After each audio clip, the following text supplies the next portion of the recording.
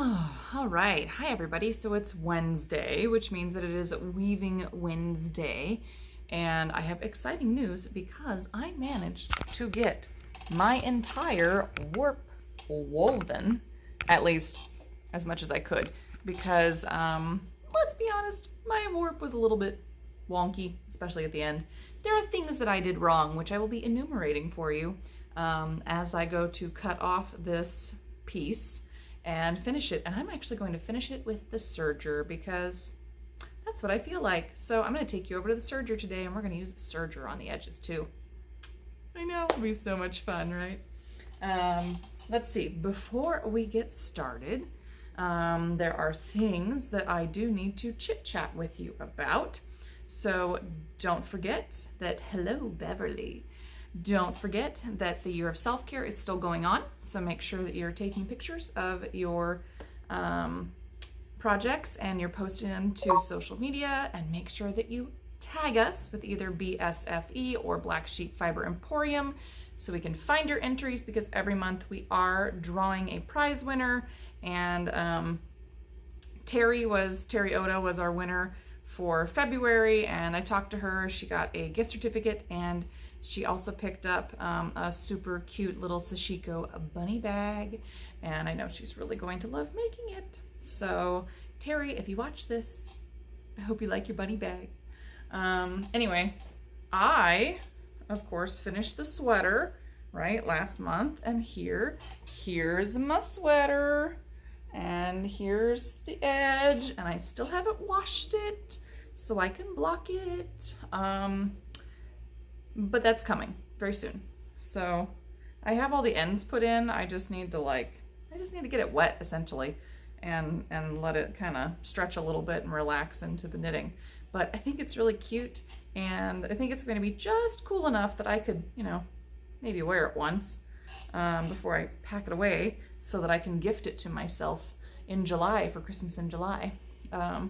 But I had hoped that I would have it done for this spring. I actually managed to get it done in February, which was pretty awesome, because then I got to do the spin together selfish make along, and I love how it turned out.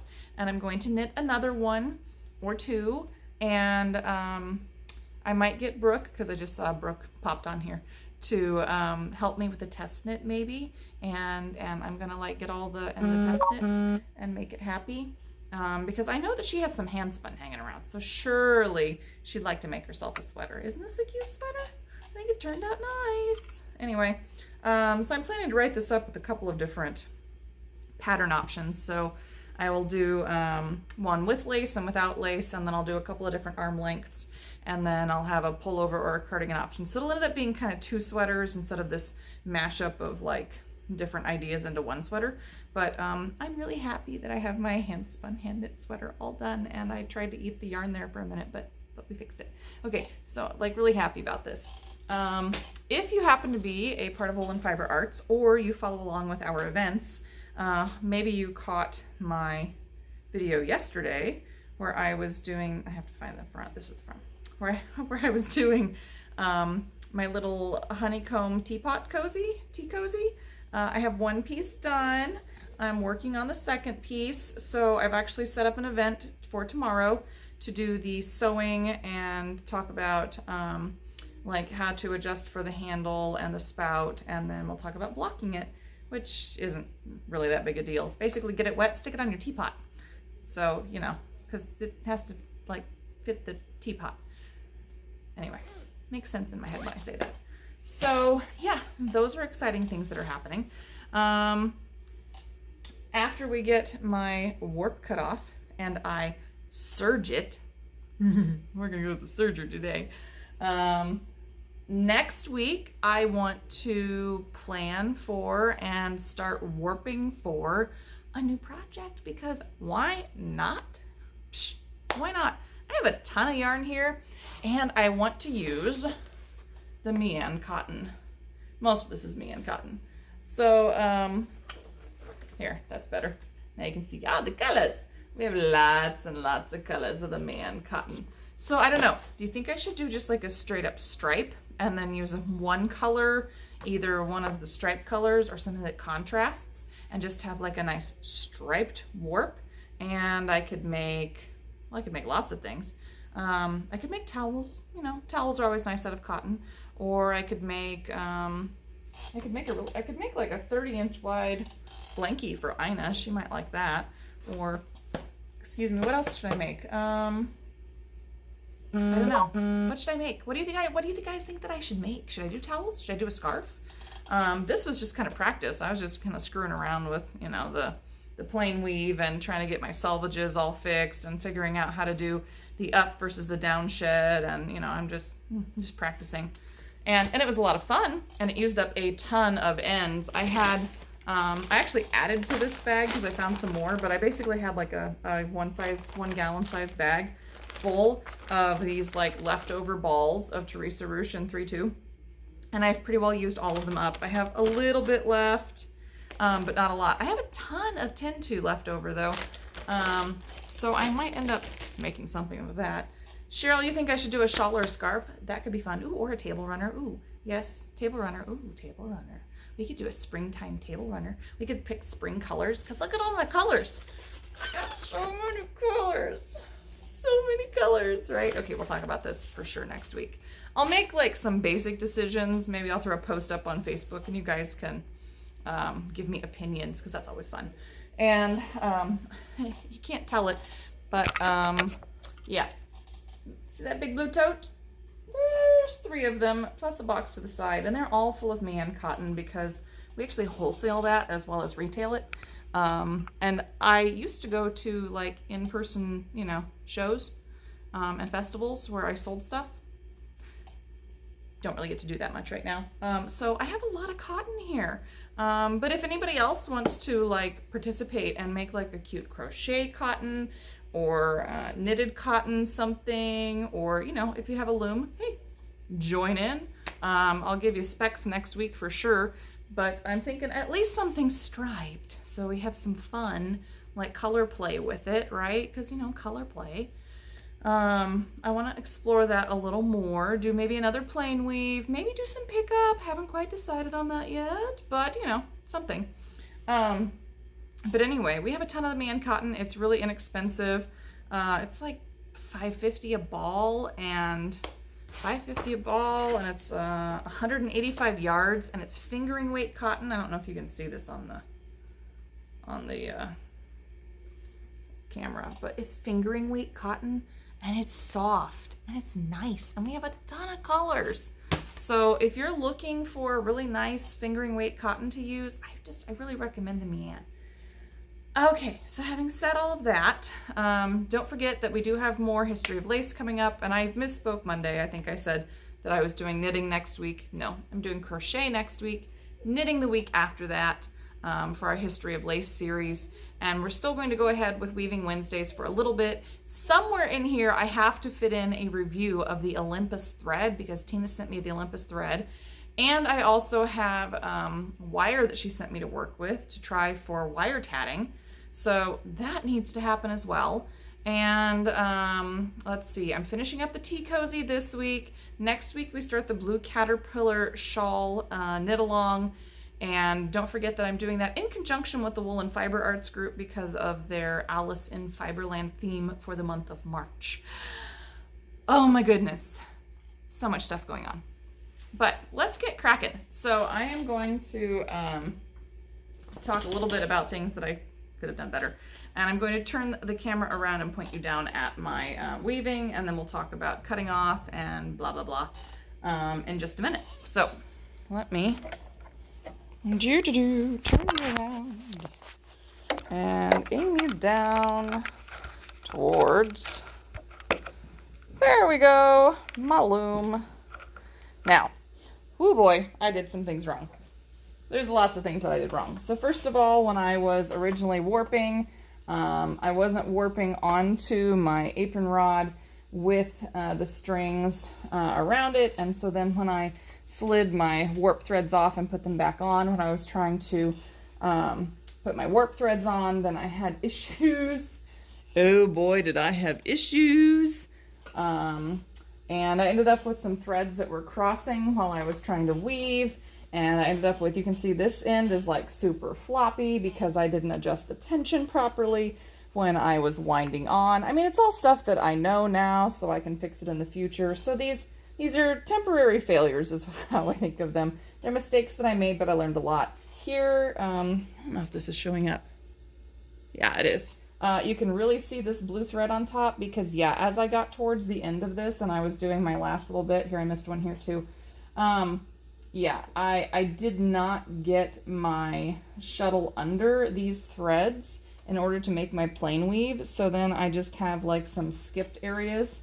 And that happened in a few other places throughout my piece, the further along that I went as I was weaving. So like I learned a lot about this one. My fabric moved a ton, I wasn't beating evenly, partially because my warp is too loose on this side. It's a very different tension. When you watch me push this down, I mean, look at how much looser this is than everything else.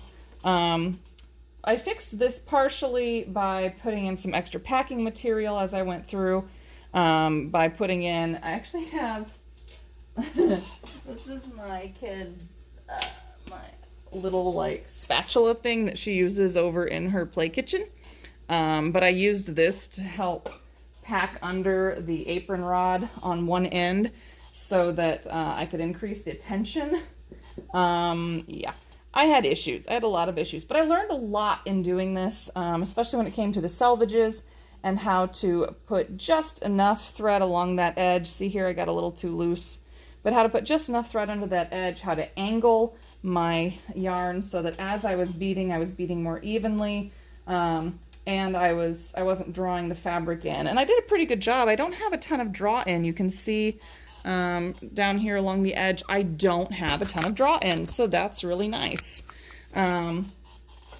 Anyway, I stopped weaving a little bit early because my shed is so wonky. I probably could have put another 2 or 3 inches on this if I had had a good warp, but I didn't. So I just decided I'm done. This is my last color. I don't really care that much. Oh, here I gotta beat this back in a little bit. And so now it's time to cut this off. So what that means is I'm going to release my back and pull it forward, and release my back and pull it forward. And I want to do it just a little bit more. So I'm actually going to cut off a little ways back because when I run this through the serger, because that's where we're headed next, what I want to do is go ahead and try to like take this. I'm just going to give that a little smack. There we go. Beat that back into submission. I'm actually going to try to serge right along the edge, knock all these little pieces off at the same time. And then it will need a wet finish, and I'll have to trim all of my ends. And I mean, I just like it's not my finest work, but I learned so much in making it, and I think Ina's going to enjoy playing with it far more than anything else. So that's the plan for this, is I'm just going to let Ina play with it. Anyway, so now we do the fun part, which is we're going to cut this off. And that's one of the things about weaving that you don't see as much in knitting, is that you do have a lot of waste. Now there are other ways I could have finished this. I could have cut it, so I could have like cut it up here, and I could have used all of this as tassel. I could have left yarn on my stick shuttle, and I've heard 4 times the width of your piece, and I could have hem stitched this. I could have taken this and I could cut this off and then go stitch it down with my machine instead of doing the serger. But I really like my serger. I haven't used it for a while, so that's my plan. And I'm just going to release all the way across.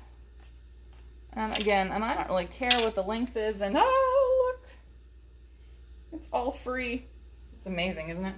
Now the other thing that I'm going to do is take my apron rod, which is free, and I am going to gather up all of these. I think these are called thrums. These are my like waist pieces. And I'm going to throw my my apron rod back in here. I just kind of want to, just don't want this to fall. There we go. So there's my thrums. That's one of my cut-off thrum chunks. I don't know what I'm going to do with these yet. I'll find something to do with them. They might make cute, like, doll hair or something. I don't know. It's tencel. Anyway, sorry, I'm like playing with them here on camera.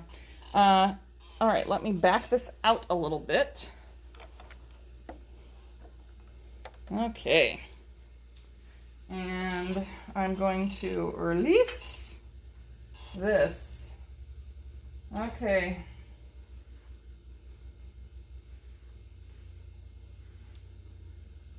Here we go. Now you can see my color progression.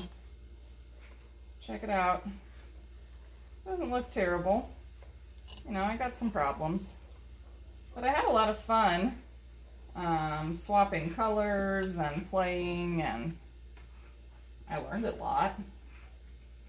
So, boy, I made a lot more fabric than I thought I did.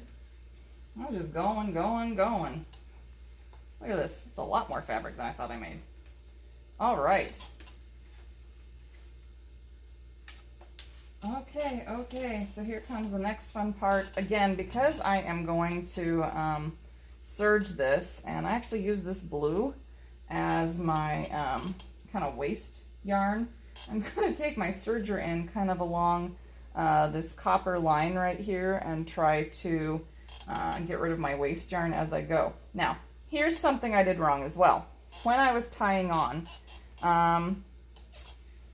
part of the reason that it took me a while to get my weaving ready to go so that I was weaving without these notches was because I made my groupings too big. Now, when I was showing you guys the first time that I had made my groupings too big and I redid it, these are still too big. So after that video, I went back and I did a little more research, and I discovered that what I probably should have done is I should have tied on an inch's worth at a time so that I didn't have to put as much packing in before we got to a point where it was weaving nicely and I didn't have these V's. And you can still see I've got a little bit of a V here at the start. So what I should have done is, I think this is an 8-dent Heddle. This is an 8-dent. Is I should have tied groupings of 8 instead of groupings of whatever this is. It's definitely more than 8. 2, 4, 6, 7, like 14 probably, or 12. Too many. So if you are tying on, remember to do groupings that are about an inch, no more than an inch, or as close to an inch as possible. Now, another thing is, I shouldn't have used the 8-dent reed. It was just a little bit too widely spaced for this, and it didn't make quite as nice a fabric as it should have. I probably should have used the 10-dent. But you know, you live, you learn. I learned a ton with this. So since we're ready to finish it, what I'm going to do is take all of my knots here, and I'm just going to slide everything off of one end of my apron rod, and just, nope, stay. Throw it up there for a minute. And then again, I just don't want my apron rod to go AWOL, and since my child likes anything that looks like a stick at the moment, yeah, I'm just going to wind my apron rod up so that it doesn't wander off or go AWOL. Oop, there went my fabric. All right, so here's my funky fabric. Definitely has issues, but it is a ton of fun. It's a ton of fun. Look at my fabric. Look at my fun fabric. Yay! Fun fabric. And oh yeah, Cheryl, I could totally use my thrums to stuff toys, and Polly, yeah, I could stuff a pillow. Either of those things. Nope, and there's Abby. Yeah. Hi, Abby. All right, so we're going to take a tiny tour of my downstairs where I have so much stuff. I'm going to come over here to les selvedges. So here we are at my serger. Okay. So I haven't tried this before, which means adventure time, but I think it'll be fine. And I'm actually going to start down here because if I make a mistake, I'll be able to see it easier, and if I have to cut a little extra off, I kind of don't care. So I did go in here and I did check all of my settings. I actually keep a little book down here with all of my sewing machines, where I write down the settings that I use for knits, the settings that I use for wovens. I make notes like check your thread, and make sure that I'm using the right color. Now, I don't really care about the color on this one. I've got some purple and beige in here, so I'm just gonna go with whatever I already have set up. And I'm hoping that my tension will be good because I did go ahead and set it back to wovens, but you know, if it's not, whatever, I'll try again. So I'm just going to set this and hope for the best. Now I do have my chain over here. I'll have to put that in when I get finished, but I have to do that with everything else. So, all right, here we go. I hope it's not too loud.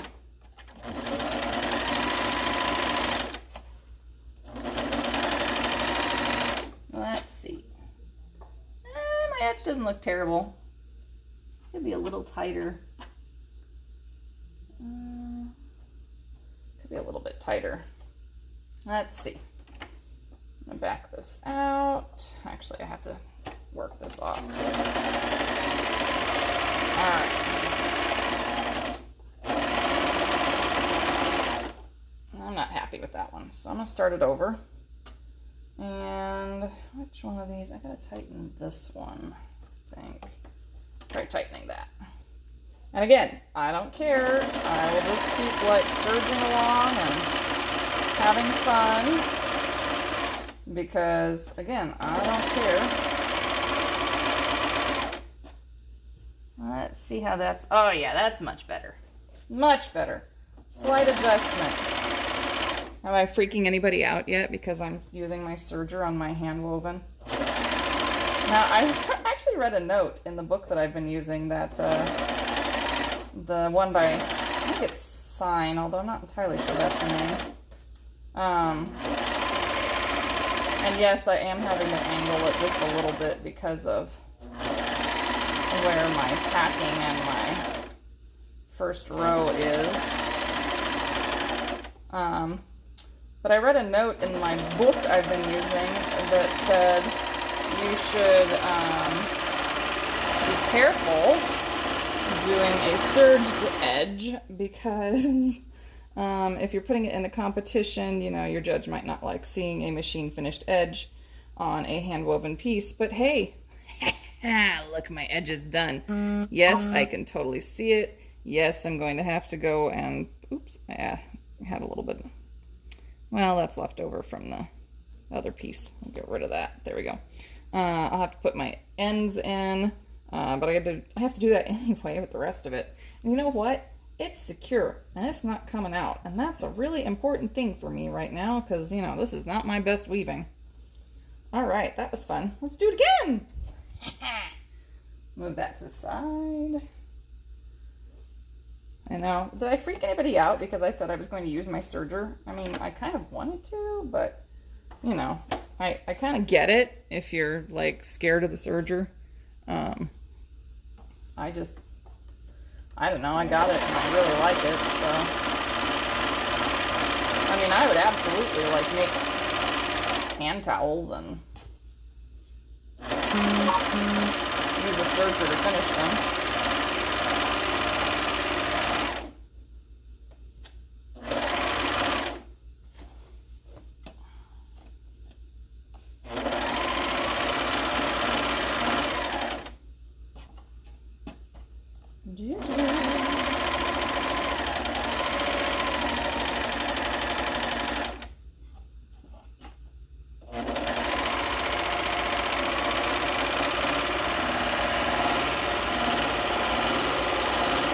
All right, sweet.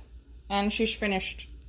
And, you know, it might not be the prettiest finish, but by goodness, she is finished. And I think Ina is just going to have an absolute blast with this. So the next part is I have to wash it. I have to trim all of my ends. And then, yeah, it doesn't look too bad. I don't know. What do you guys think?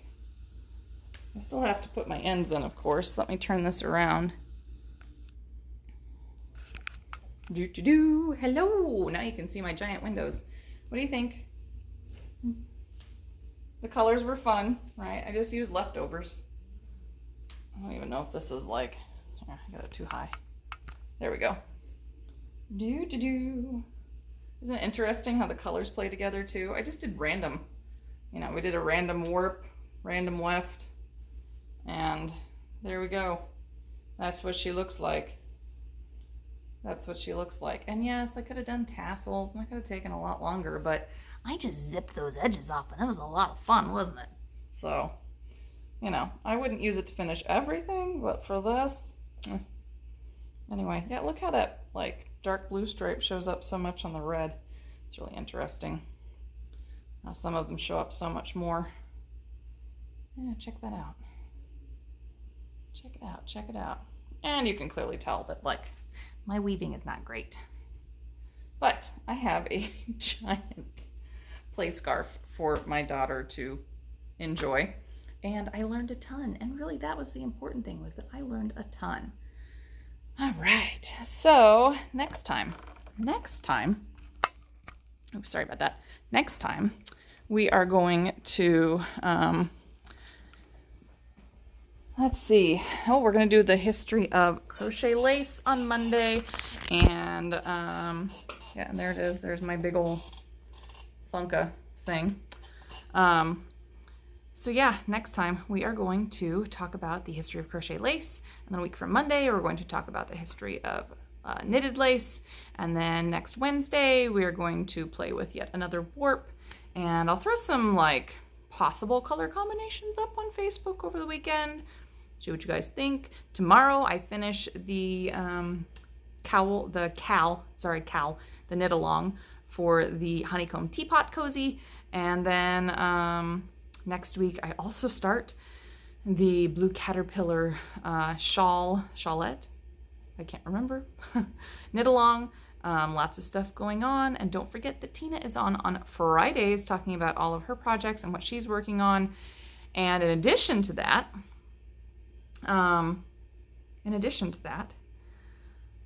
I also need to do the review of all of the Olympus threads and show you how those tat up. So all kinds of fun stuff happening.